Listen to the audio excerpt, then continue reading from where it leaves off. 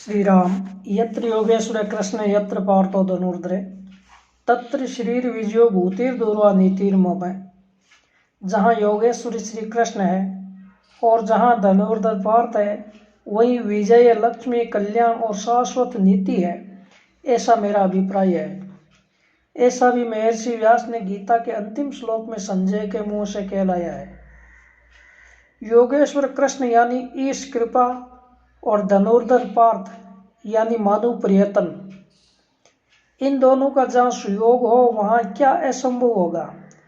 उदरगामी मानव प्रयत्न और अविरत ईश कृपा का मिलन जहाँ हो वहाँ विजय का यह शंखनाद सुनाई देगा। यह निर्विवाद सत्य है। दशहरा का उत्सव यानी शक्ति और शक्ति का समन्वय समझाने वाला उत्सव। नवरात्रि के 9 दिन जगदम्बा की उपासना करके शक्तिशाली बना हुआ मनुष्य विजय प्राप्ति के लिए नाच उठे, ये बिल्कुल स्वाभाविक है। इस दृष्टि से देखने पर दशहरा का उत्सव अत्यंत विजय के लिए प्रस्थान करने का उत्सव। भारतीय संस्कृति वीरता की पूजक है, शौर्य की उपासक है।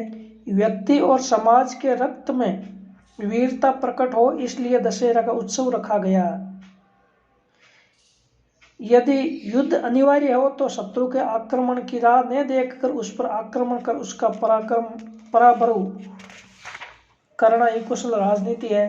शत्रु हमारे राज्य में घुसे, लूटपाट करे, फिर उसके बाद लड़ने की तैयारी करे, इतने नादान हमारे पूर्वज नहीं थे। वे तो शत्रु का दुर्व्यवहार जानते ही उसकी सीमाओं पर धावा बोल देते थे। रोग और शत्रु को तो पैदा होते ही खत्म करना चाहिए। एक बार यदि वे दाखिल हो गए तो फिर उन पर काबू प्राप्त करना मुश्किल हो जाता है। प्रभु रामचंद्र के समय से ही यह दिन विजय प्रस्थान का प्रतीक बना है। भगवान रामचंद्र ने रावण को मात करने के लिए इसी दिन प्रस्थान किया था। छत्रपति शिवाजी ने भी औरंगजेब को हैरान करने के लिए इसी दिन प्रस्थान करके हिंदू धर्म का रक्षण किया था। हमारे इतिहास में ऐसे अनेक उदाहरण हैं जब हिंदू राजा इस दिन विजय प्रस्थान करते थे।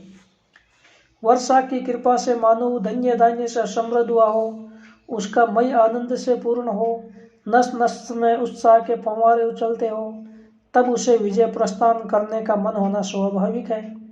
बरसात के चले जाने से रास्ते का कीचड़ भी सूख गया हो, हवामान अनुकूल हो, आकाश स्वच्छ हो, ऐसा वातावरण युद्ध में सानुकूलता ला देता है।